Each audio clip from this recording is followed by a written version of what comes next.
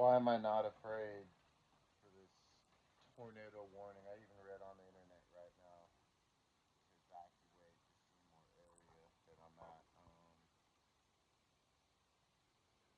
I don't know. I'm not tempting the Lord or saying it ain't my time, but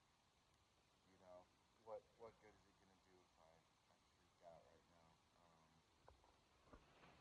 What provisions could I make at this moment? I can't leave this hill because it's like a mudslide. These trees are rocking really hard, and the rain just calmed down a little.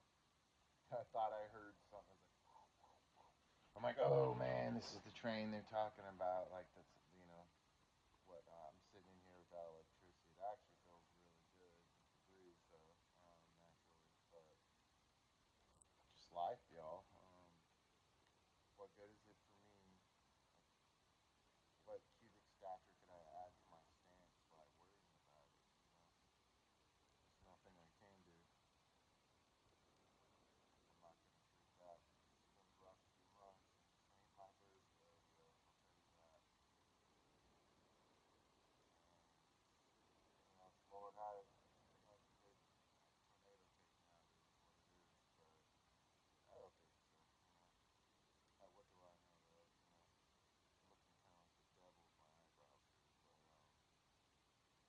but there's no point, y'all. I'm known for being a anchor of anxiety sometimes, but it's like the things that I should worry about, I don't, and then the things I shouldn't, I do. Story of my life. But anyway, everything's all good. I've been through enough in life. Some of us have where you know stuff like this doesn't really bother us. I'm not in the least bit worried. You know, once I hear that sound, start hearing trees crackle, maybe I'll get a little worried. But nothing I can presently do right now but to stay calm, stay the course. And I have to work tomorrow, do all that fun stuff.